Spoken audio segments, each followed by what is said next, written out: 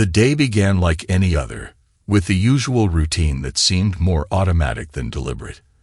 As a former soldier, you retain that discipline even in civilian life. Morning workout, quick breakfast, and right into the day's tasks. It was completely mechanical.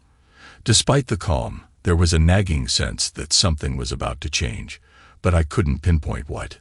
Looking back, I realized that feeling was a warning that I should have taken. For years, I thought I had established a stable lifestyle, marriage, a secure job, and a safe home. However, life often surprises you when you least expect it. In retrospect, I should have noticed the cracks before everything collapsed.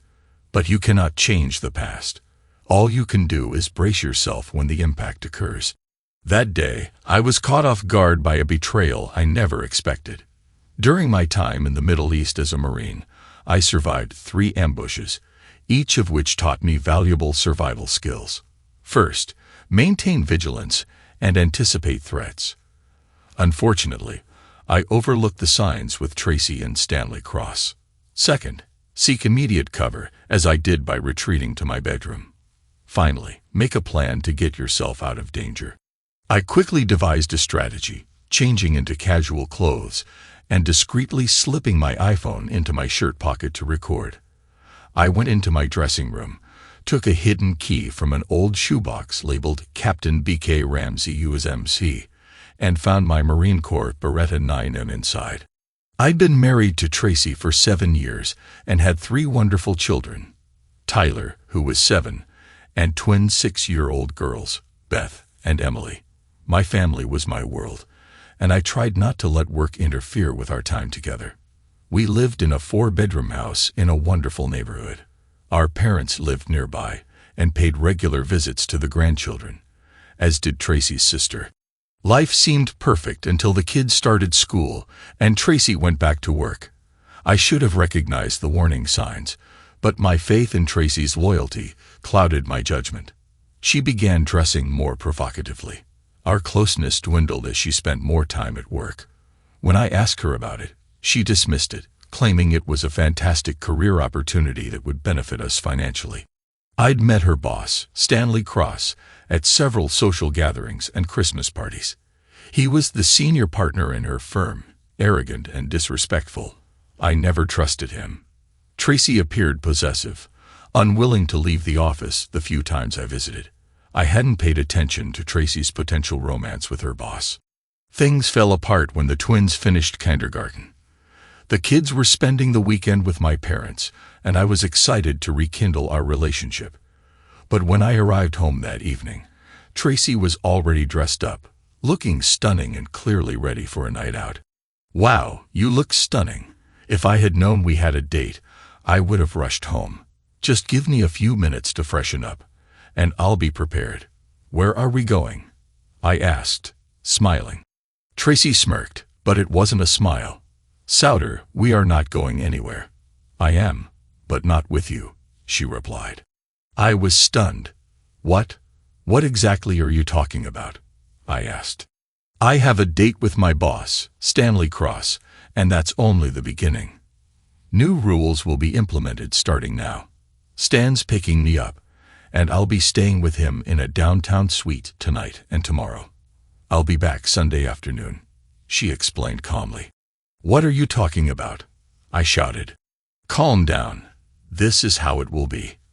I'm leaving and will be back on Sunday," she responded coldly. "Nonsense. If you think I'm putting up with this, you're mistaken.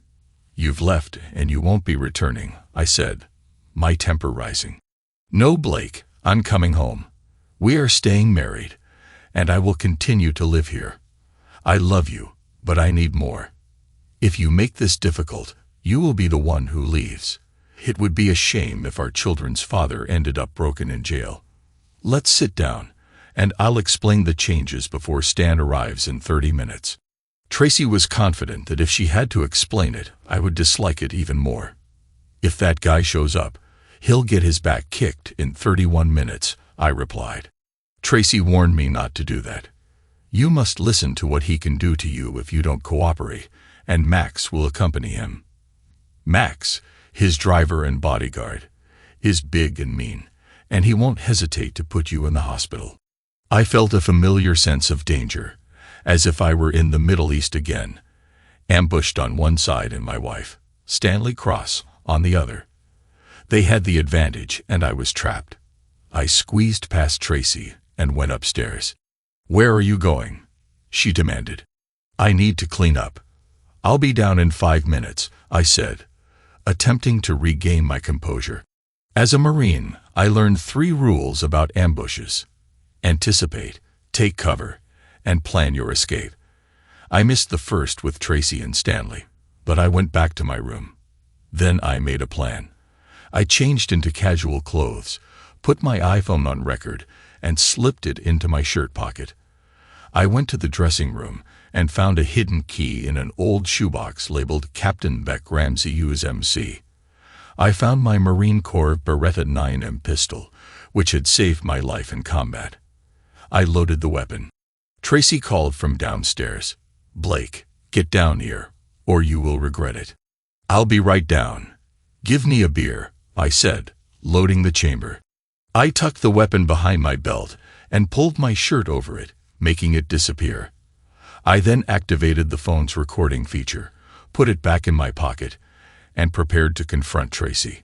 I was determined to let her speak, to get her to reveal her plans and how she viewed the situation. Using the interrogation techniques I learned in the Marines, I approached the dining table. Tracy was waiting, holding a glass of white wine and a cold beer. "It's about time," she explained. "We need to speak before Stan arrives." "Tracy, it sounds like you've got a lot to say. Tell me about this new reality I must accept," I responded. She started. "I want you to remember that I adore you more than anything. I want to grow old alongside you, and I do not want to hurt you." I cut her off. "Tracy, no more sweet talk. Please call me Blake, and I will call you Tracy." She appeared offended but continued.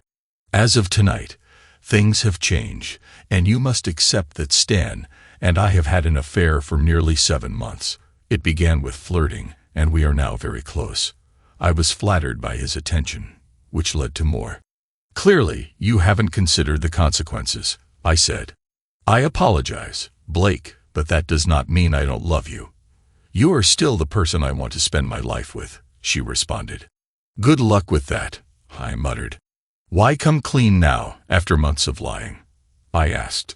"We got tired of hiding it. We want to enjoy our relationship openly, sleeping, traveling, and spending quality time together as lovers. The only way to accomplish this was for you to accept it," she explained. "Good luck with that," I repeated. "No, Blake, we are staying married. You only need to accept that I will be spending time with Stan, staying the night, traveling, and attending events. It will benefit us financially. Consider the benefits: vacations, college for the kids, and upgrading the lake house. If you think I want anything paid for with that money, you're mistaken," I shot back. Tracy said angrily, "I'm not a strumpet. I'm an asset to the company, and I'm proud to be Stan's mistress. This will not last forever. Maybe in a few years, things will return to normal," she added. "Stan also wants to be your friend. He believes in sharing as long as everyone gets what they want. He knows I still love you and want you in my life. He may even become a family friend, maybe an uncle to our children." I was furious, but I maintained my composure. "He will never be with my children. Ever. Do you understand what I asked? Why would he want to become close to my family? Doesn't he have his own? Stan is married to a younger woman from a prominent family, but she is unable to bear children," Tracy explained. "Perhaps he should adopt rather than participate in other people's marriages," I said. "Stan wishes to have an heir to his law firm among his own children. He prefers a son, but is willing to accept a daughter," Tracy responded. "So why doesn't he just use a surrogate to have as many children as he wants?" I asked. "He mentioned it, but he feels he'd be a terrible father.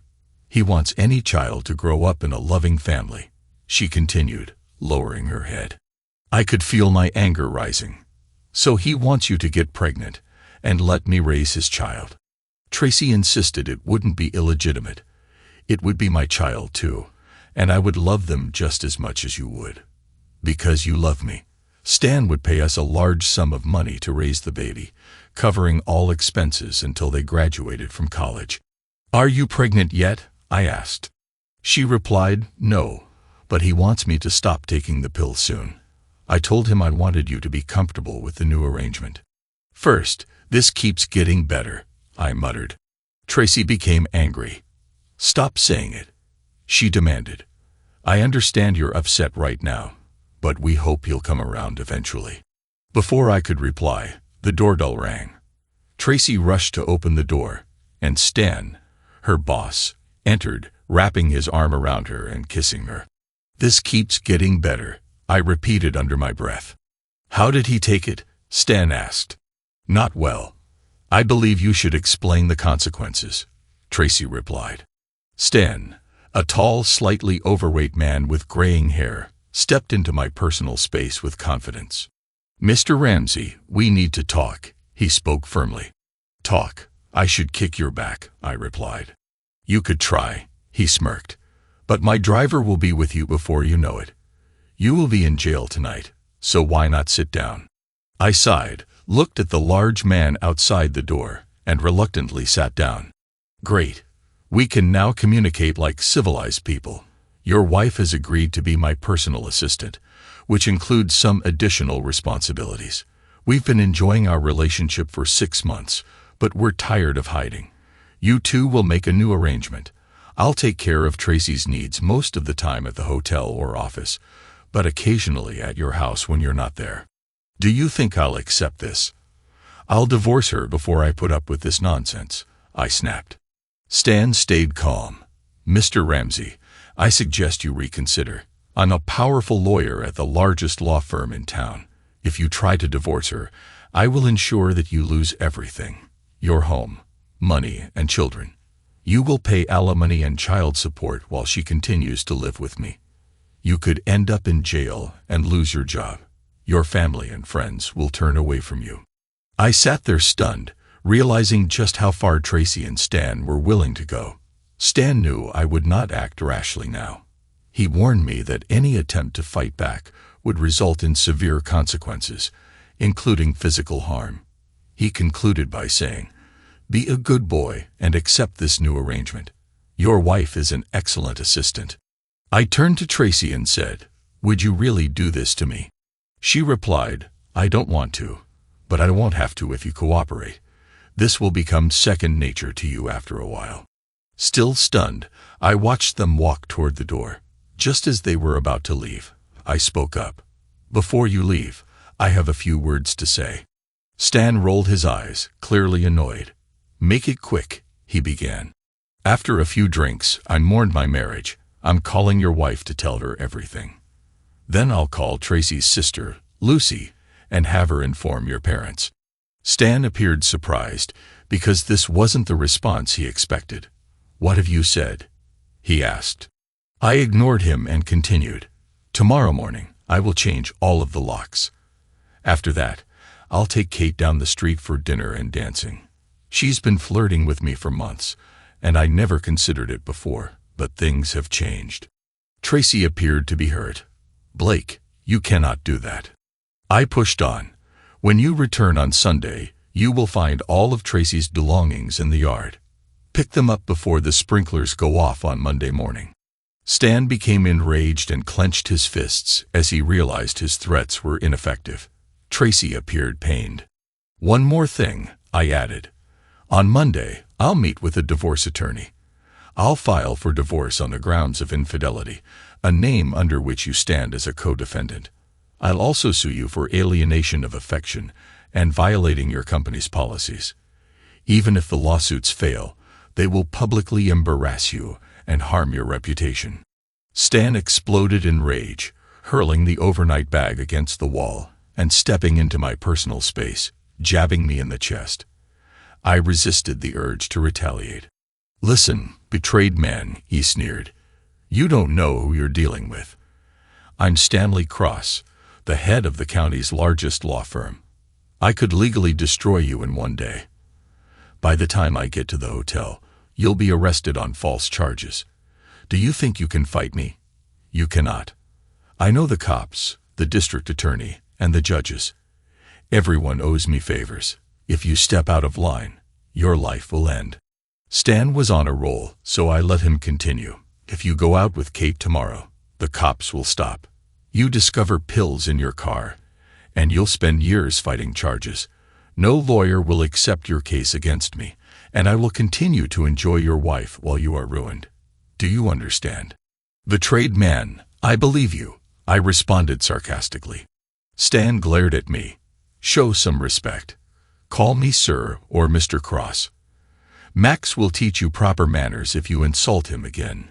He tried to punch me, but I hit him first. Tracy pushed him onto the couch, rushing to his side as he screamed, "You will pay for this. Max, get in here." The door opened and Max, a large and intimidating man, entered the room. "Yes, Mr. Cross," he answered. "Take care of him," Stan instructed, and Max moved toward me. Tracy attempted to protest, but Cross dismissed her with a wave. Tracy mentioned that Cross would bring his bodyguard, which made me expect trouble. So I stood my ground as Max swung his fist at my head, causing me pain. I was wondering if I'd need a new carpet because of the bloodstains. Max hesitated, unsure whether to continue striking me or look to Cross for guidance. "Max, throw a punch," Cross ordered. Realizing I couldn't take it any longer, I taunted Max, saying, "You knock like a girl." His pride was wounded. Max prepared to throw another punch. Before he could react, I managed to defend myself, and the situation took an unexpected and shocking turn. Max appeared stunned as he fumbled for his weapon, realizing he was in a gunfight. I warned him to stop, and the tension in the room increased. I crawled over, took his weapon, and pocketed it. "How much respect do you believe I have for you?" I asked Max. He shook his head. "Exactly, none," I said. "There's no reason not to destroy you, right?" Max groaned with pain. I told him that if I didn't get him to the doctor soon, he might not make it. As I focused on Max, Tracy shouted a warning, and I turned to see Cross approaching with a fireplace poker. I instinctively tried to block it with my arm, but the force caused me severe pain. The weapon fell to the floor, and I grabbed it first, preventing further escalation. "Now, where is your phone?" I demanded. Cross hesitated before pointing to his coat pocket. I took out the phone and instructed him to unlock it. With shaky hands, he did it. "Now, call your wife via FaceTime," I ordered. Cross's wife replied, perplexed. "Stan, why are you calling? Who is this?" "Mrs. Cross, my name is Blake Ramsey. You don't know me, but your husband knows Tracy, my wife. They'd been having an affair for several months." Her shock was palpable as I revealed her husband's face on the floor. "Oh my God," she screamed. "Do not hurt him." I explained to Mrs. Cross, "Your husband and my wife have planned a weekend together." When I objected, he had his driver try to help me. Unfortunately for Max, I needed to defend myself. She stammered. "Stanley informed me that he was working in Palm Springs this weekend." "He lied," I responded. "He's here with Tracy, who is excited to spend the weekend with him." I showed Tracy, who was pale and trembling on the couch. "Mrs. Cross, this is what is really happening." After a pause, she whispered, "I'm surprised too. I have to go now. The police will be here shortly." I tossed the phone aside, saying, "It was nice talking to you." I turned back to Cross, adding, "So now your wife is aware of your minor side activities. What were your plans if I told her? Send Max and his friends after me?" Cross did not respond, too preoccupied with clutching his injured leg as blood seeped through his pants. "I'll make this clear, Cross," I said quietly. "If you send anyone after me, I will destroy them and then come for you. Understand?" Cross nodded, pale and sweaty. Then I noticed a foul odor. "Have you just soiled yourself?" I asked, mocking him. Tracy appeared horrified as the situation unfolded. "Tracy, bring me my briefcase. I said calmly, still holding the weapon on cross. She retrieved it nervously while I took out my laptop. Holding it up, I inquired, "Is this the computer you were planning to load with evidence, Cross?" He said nothing. I turned it over, positioned it near his head, and fired 2 bullets at it. The fire shot echoed throughout the room, filling it with smoke. Leaning in, I whispered into his ear, "Try loading it with anything now. Overall, are you satisfied?" I stood up and entered the kitchen. My mind was racing, and my head hurt terribly. I splashed water on my face, realizing I could have a concussion. When I returned to the living room, everyone remained in place. "Stay put until the police arrive. They should arrive any minute," I remarked sarcastically before stepping onto the porch outside, where several neighbors had gathered. "Blake, were there any shots fired?" "Yes. Did anyone make an emergency call?" I asked, and a few people raised their hands. Colonel Orson Sage, a retired Marine, and my closest friend, was among them. "Are you hurt, Captain?" he inquired with concern. "You should see the other guys," I said with a grim smile. I heard sirens in the distance. "Colonel," I called, "I need your help." "Of course, Captain," he said, stepping onto the porch. "Help me unload and place my weapons on the table. I do not want to be holding one when the cops arrive," I explained, handing him Max's weapon. The colonel quickly disarmed and set the weapons on the table. Kate, a neighbor, noticed my injuries and approached to help. Turning to the colonel, I stated, "I wish I could explain everything, but there isn't time. I fought with my wife's boyfriend, a powerful lawyer. He threatened to put pills in my car and have me arrested. Could you please hide my car after this is over if the garage is not taped off? The code represents my street address." "Oh, will do, Captain," he responded. Kate added, "Blake, you don't look good." "My head is spinning," I admitted. "Maybe I was knocked harder than I thought." Kate helped me sit down just as 2 police cars arrived, sirens blaring. The officers worked their way through the crowd. "Weapons are at the ready," the colonel reassured them, pointing to the unloaded weapons on the table. One officer looked at me and said, "You need medical attention."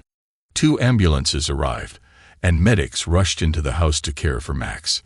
Meanwhile, my head was spinning faster, and Kate told me to lie down. A medic examined my face and arms, suspecting they were broken.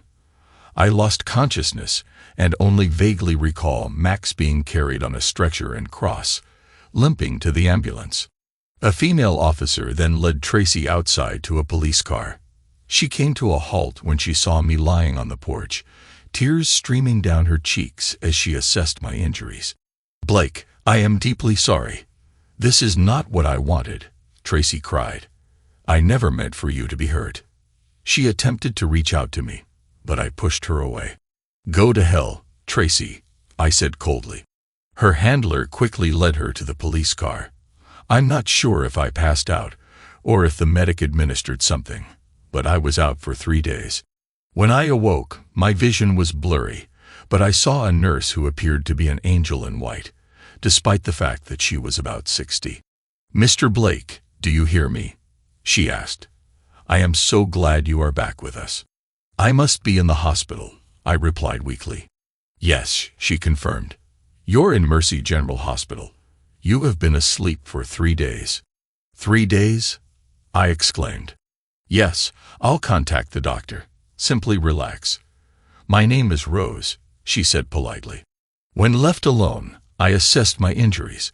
My right forearm was in a cast, my face was bandaged, and my left eye and nose hurt to the touch.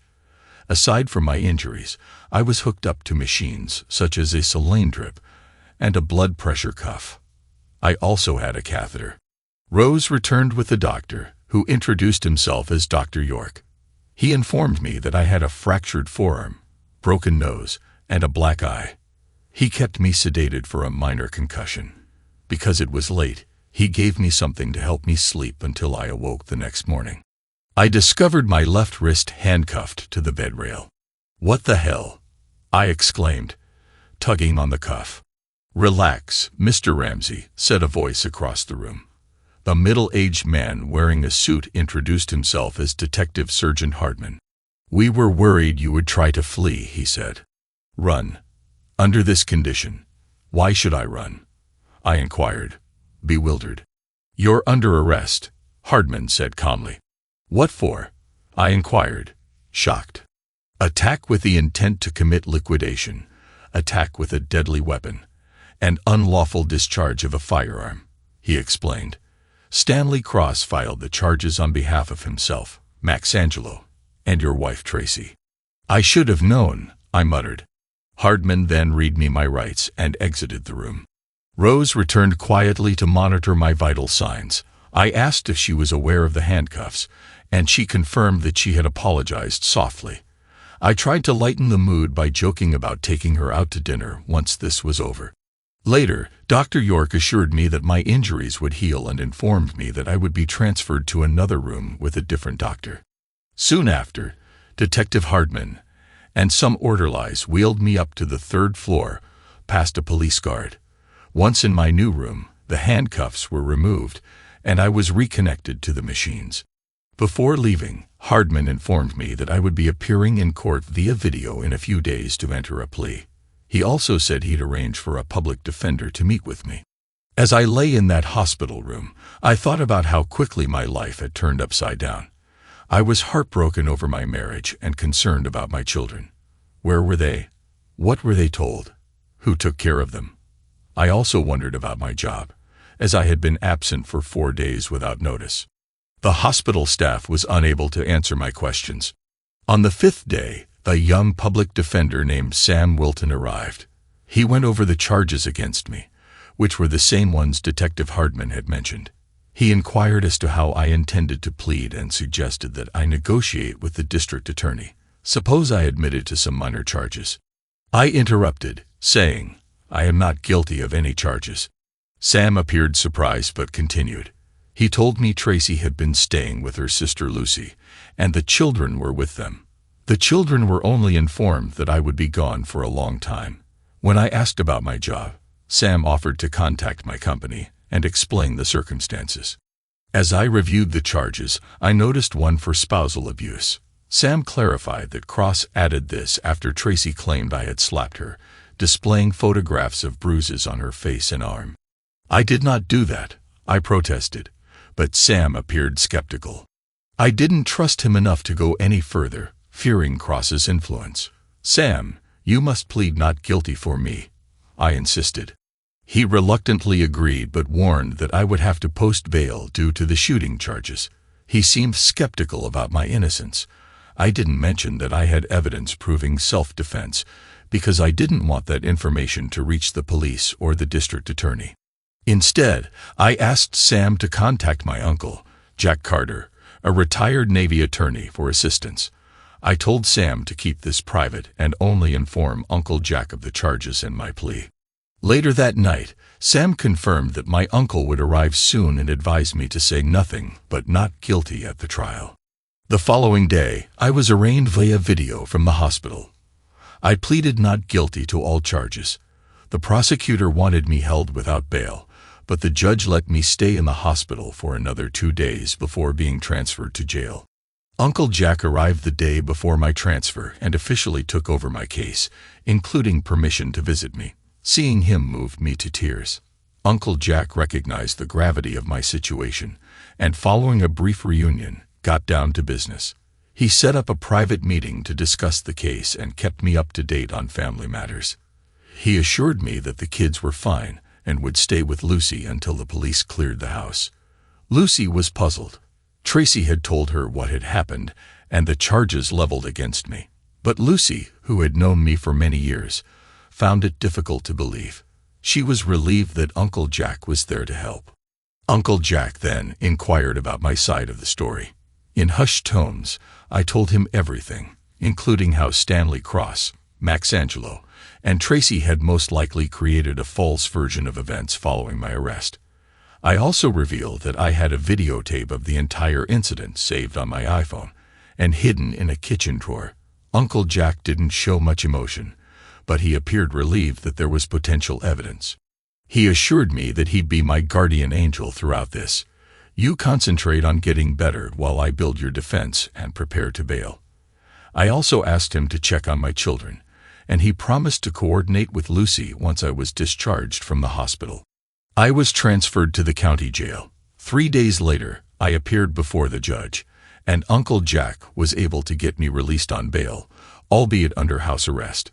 Uncle Jack had rented a townhouse in a gated community where I would be staying. He also lived there, and while I couldn't leave, I was no longer in jail. Uncle Jack was working on the case, including hiring a private investigator to pursue leads. The most difficult challenge was retrieving my phone from the house without causing legal trouble. He promised to find a solution, but he understood it would take time. Meanwhile, Uncle Jack created new cell phone accounts for both of us, ensuring that we could communicate. I called my neighbor, the Colonel, who mentioned some unusual activity at my house. When I told Uncle Jack, he suggested we invite the Colonel over for beer and steak. The Colonel stated that about a week after the incident, he witnessed 2 men in dark clothing attempting to pick the garage door lock. He called for help, grabbed his dog and a bat, and confronted them. Surprised, the intruders backed away but threatened him. The Colonel's dog growled, and he took a batter stance with the bat, scaring them away. They fled in a black SUV with smudged license plates. The police arrived, took the report, and then left. I remembered Cross's threat to plant pills in my car, so I was relieved when the Colonel moved it to a safe location. The Colonel had another story. 2 days after Tracy returned home, he noticed a black SUV parked in front. 2 men were talking to Tracy near the open garage, pointing to the location where my car usually sat. After a brief conversation, they went inside and left. 45 minutes later, the Colonel made a note of the SUV's license plate number. Uncle Jake checked the license plate against his sources and discovered it belonged to Unique Services, a private investigation firm.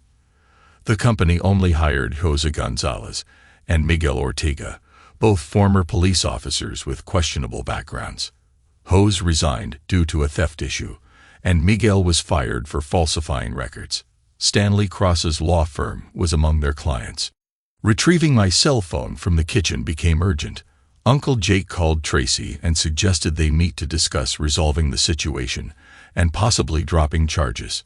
Tracy recognized Uncle Jake from family gatherings but was suspicious. She agreed to meet the next day, but insisted on having one of her lawyers present. Uncle Jake agreed. At 6 p.m., Uncle Jake arrived at my house. Tracy greeted him warmly, and they shared a brief hug. She was dressed modestly in a skirt and blouse. Her hair was in a ponytail. Inside, a young man named Gordon Merritt, an associate at Cross's law firm, was introduced. They all sat in the family room, and Tracy offered to get some coffee. Merritt suggested getting right to business, taking out a tape recorder. Uncle Jake did the same, and they both smiled. Uncle Jake began by expressing his regret for the situation, saying he had always admired Tracy and me as a couple. Tracy responded sadly, stating that she never intended for things to get out of control. Uncle Jake continued, implying that he believed the charges against me. He mentioned that I had claimed Tracy and Cross were having an affair, which pushed me over the edge when I discovered Cross in the house. Merritt intervened, stating that the evidence appeared to be solid against me. Uncle Jake suggested that I wasn't thinking clearly at the time of the incident because I thought Cross was taking Tracy away. Merritt thought about it, but said they would only consider it if I pleaded guilty. Uncle Jake responded by questioning whether all charges had to be admitted or if some could be reduced or dropped. Merritt stated that he would need to consult Cross, who had influence with the DA, and may prefer a quieter resolution to avoid harming his reputation or business. Before leaving, Uncle Jake reminded Tracy that I loved and missed the children. He also warned her that if my story was proven true, she could be charged with perjury and obstruction of justice. He issued a similar warning to Merritt, implying that if he knowingly supported a false narrative, he could also face prosecution. With that, Uncle Jake stood up and asked for some water. Tracy pointed him to the kitchen, not realizing that retrieving my hidden phone was the real goal. Uncle Jake went to the kitchen, making sure he wasn't visible from the family room. He opened the refrigerator noisily before quickly searching the drawer by the sink for my iPhone, which was hidden among dish towels. He tucked it away, poured himself some ice water, and returned to the family room approximately 2 minutes later. "Is there anything you'd like to say before I leave, Tracy?" he asked. Tracy looked nervously at Gordon Merritt, who replied, "We have nothing more to add now, Mr. Carter. We will notify you of any changes to the charges, and you must cooperate if you want this case to be resolved." Uncle Jake thanked them for meeting and then left. He did not return the iPhone to the townhouse, but rather had it analyzed by Digital Analysis Solutions, DAS. He explained the significance of the video and audio recordings in my defense, and DAS agreed to handle them carefully. They'd promised to get back to him in a couple of days. When Uncle Jake and I visited DAS, they had already transferred all of the phone's data to their server. They discovered the critical video and made multiple copies to ensure it could not be lost or tampered with. We watched the video, which clearly captured the events, including Max pointing a weapon at me, despite some blurry sections. DAS also found 97 unopened emails and 64 text messages sent following the incident. The majority were from friends and family, but one suspicious message contained 27 photos that would have automatically downloaded to my phone's photo files if opened. Cross appeared to have attempted to plant evidence after I had destroyed my computer. Uncle Jake thanked DAS and agreed to leave the phone with them for safekeeping. Uncle Jake took a few copies of the videos with him as we reviewed the evidence and discussed our next steps. He considered whether to present the evidence to the district attorney now, which could result in all charges being dropped and potentially implicating Cross, Max, and Tracy. However, if Cross's influence was as strong as suspected, the DA might be able to quietly resolve the case. Alternatively, we could wait until the hearing, during which the prosecution would present its case, before revealing our evidence, forcing the DA to charge the conspirators with perjury, obstruction of justice, and other offenses. That would result in significant jail time and a better chance of obtaining custody of my children. When Uncle Jake asked how I wanted to proceed, I said, "Let's burn them all." He was satisfied. I was hoping Blake would say that. I want to expose them publicly and have a Perry Mason moment in court. There are 3 weeks until the hearing. Uncle Jake focused on preparing our case. He realized that revealing the video too soon might result in it being suppressed, so he decided to keep it hidden until the right moment. Uncle Jake took a brief legal week before the hearing to return to San Francisco to attend court and spend time with family. During that time, I received a call from the gate guard informing me that Tracy was at the gate and wanted to see me. I immediately called Uncle Jake, who advised me that if she wanted to talk, I should listen but not touch her. "Remember, she is dangerous." "Do not worry, Uncle Jake," I replied. "She is poison to me now." Uncle Jake said, "You know what you need to do." "Yes, Uncle Jack, I do," I confirmed. After finishing my call with Uncle Jack, I called security and asked them to let Tracy through. Just a few minutes before she arrived, I quickly cleaned up the townhouse. I removed the legal papers from the dining table and threw them on the bed, collected the beer cans, cleaned the kitchen, and loaded the dishwasher. I changed into Dockers and a knit sports shirt, combed my hair, and kept my 3-day stubble, giving me a more serious appearance. Tracy knocked, so I opened the door. She looked fantastic, clearly putting effort into her appearance in a red pleated skirt and a pink cashmere sweater. Her hair was styled in a loose updo, and her makeup was minimal. "Come inside, Tracy," I said. "You look fantastic." "Thank you." "Blake, you look good too," she said, complimenting my slim figure. "I've had time to exercise and eat healthier," I explained, inviting her to sit on the couch. I served her a glass of white wine and sat down with a glass of red. After a few sips, I asked why she wanted to see me. "Blake, despite everything, I continue to love you. I never imagined things would get this far. I assumed you'd accept my relationship with Cross, and we could have had a lot of money and a comfortable life. Things would eventually have returned to normal. I apologize. I ruined your plans, I said sarcastically. It wasn't in my plans, it was Cross's. He thought he could intimidate you as he does with others. Neither of us expected you to fight back. Perhaps he underestimated me, I said.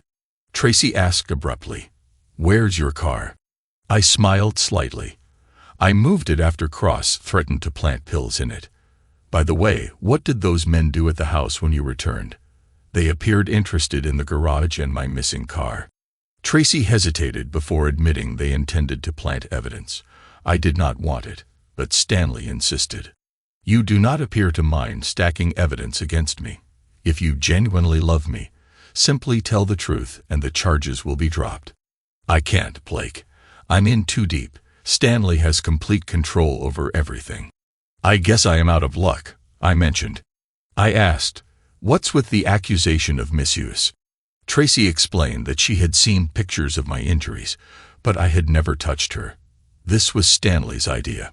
He made up a story about me going crazy, accusing us of having an affair, and attacking me. Max attempted to assist, but I defended myself. Stanley punched me, causing the injuries. We've been practicing the story ever since. I apologize, Blake, she added. I did not want this to happen. I want things to return to their previous state. That is not going to happen, I replied. Tracy then suggested a way out. Stanley knows about your PTSD. He expects you to plead guilty based on that. He'll use his connections to get you into a veterans hospital for treatment. In a year or less, you could be released, and we could begin again with the children.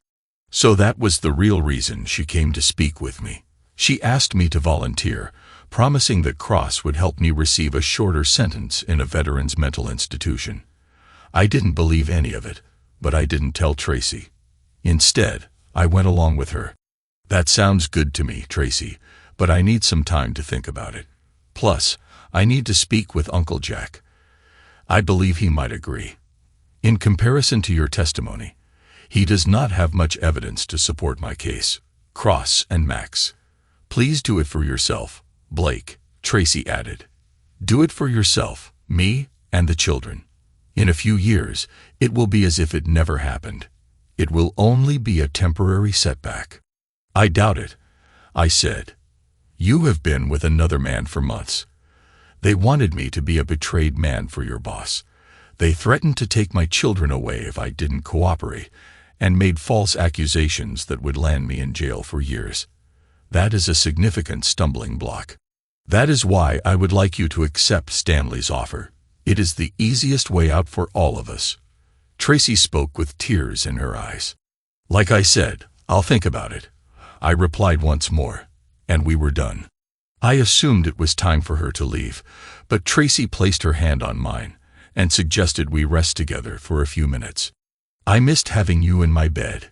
Is there any way we could fall asleep together tonight and forget about everything for a few hours? That's not going to happen, Tracy, I said firmly. She received the message. Please accept Stanley's offer, she said as I led her to the door. Before leaving, she hugged me. It felt genuine, but I did not return it. The hearing's purpose was to determine whether I would be held for investigation. The prosecution was confident. Predictably, they put Cross, Max, and Tracy on the stand to tell their well-rehearsed stories. Uncle Jake asked each witness only one question. Do you swear your testimony is true? All three responded positively.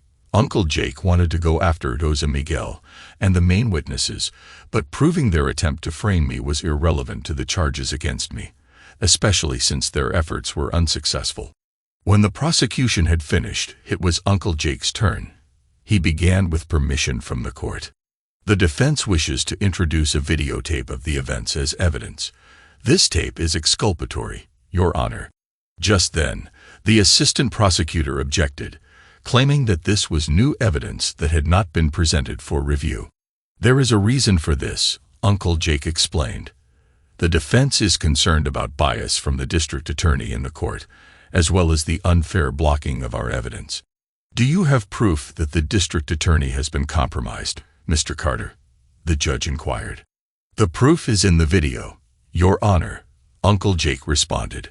The judge began to rise, saying, Then you and the prosecution will come to my chambers, where I will review the tape and decide whether it is admissible. Uncle Jake interrupted. No, Your Honor, we will not do that. Why not? The judge demanded, his rage growing at the defiance. Because, Your Honor, Uncle Jake explained, the defense does not trust the court's impartiality, and we will not risk having our evidence suppressed. The judge, visibly perturbed, inquired, Do you accuse the court of corruption, Mr. Carter? Perhaps, Your Honor, Uncle Jake replied. Mr. Carter, can you prove your accusation? Is that proof also on tape? The judge pressed. It is on the tape, Your Honor, Uncle Jake confirmed. However, I can prove my point if you answer a few questions. The judge, skeptical, clarified. Let me get this straight, Mr. Carter. You think you can show the court's bias against your client by asking me a few questions. Is this correct? Yes, Your Honor, Uncle Jake confirmed.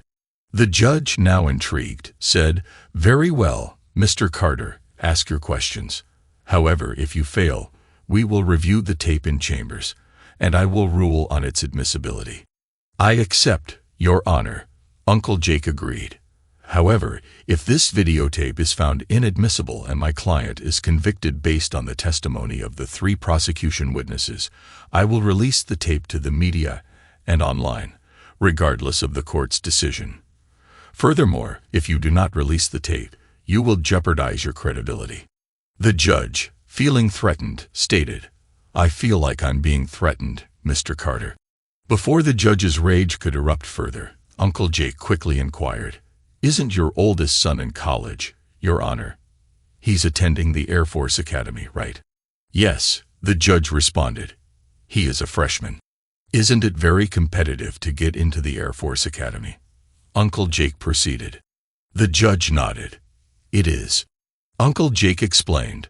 First, your son had to apply through your district's congressman or senator. He was then scheduled for a civil service exam, and based on the results, he was chosen alongside 9 other candidates.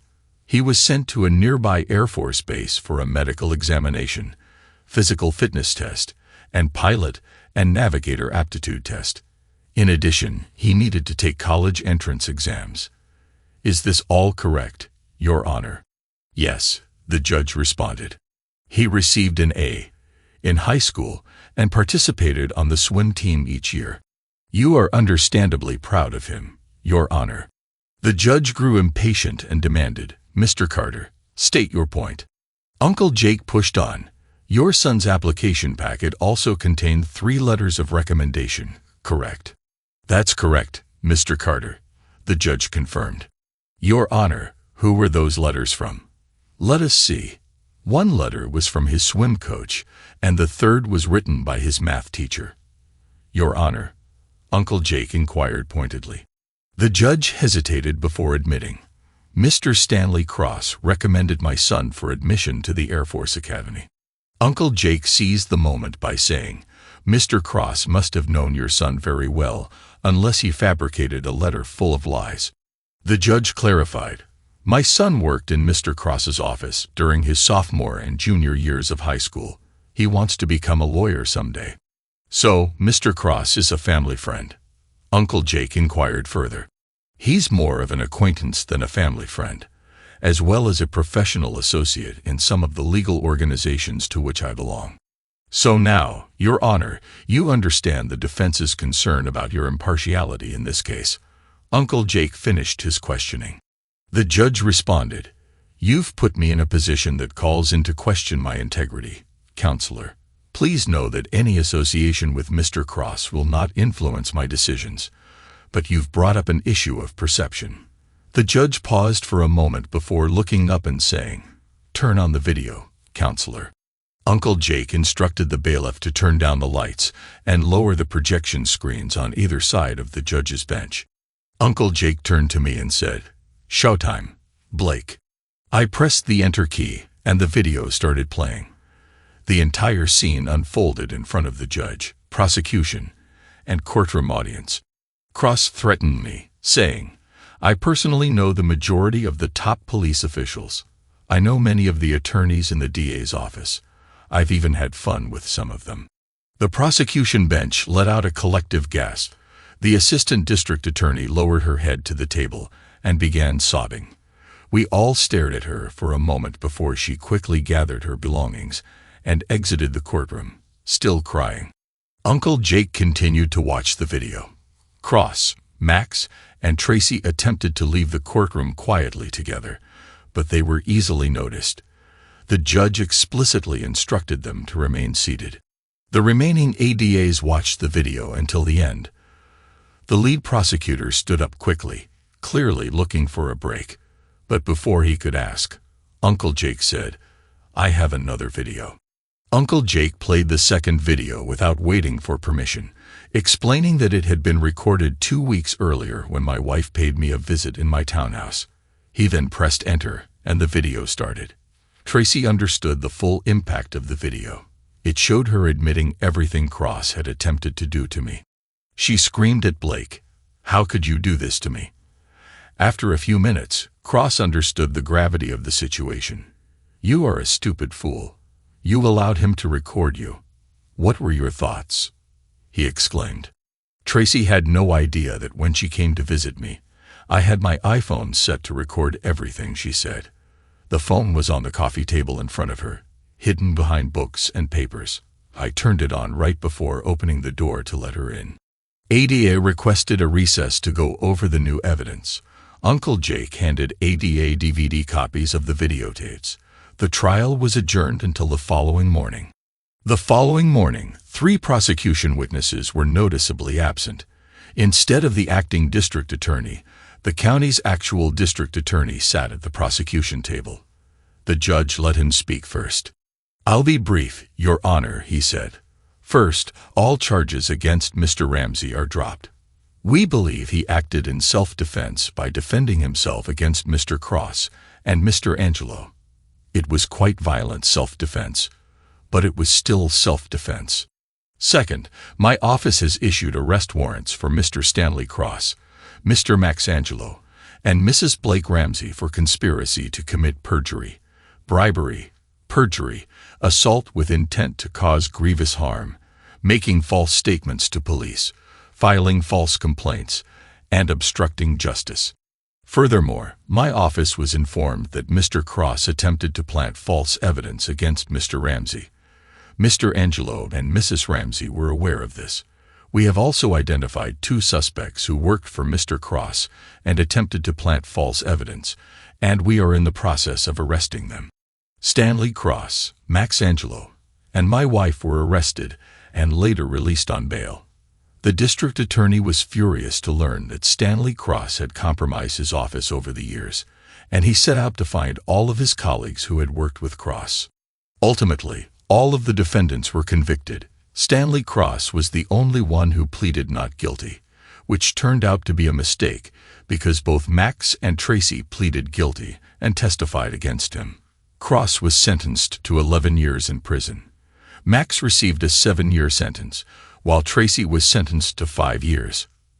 Jose and Miguel were arrested for allegedly obstructing justice and tampering with evidence. The district attorney pitted them against one another until Miguel broke down and confessed, hoping for a lighter sentence. Both ended up serving lengthy prison sentences. Stanley Cross was held in county jail before being transferred to state prison. Max and Tracy, on the other hand, were given 2 weeks to organize their affairs before turning themselves in to the sheriff. Max used that time to prepare his family for his 7-year absence, hoping to be paroled in 4 years with good behavior, as his lawyer had advised.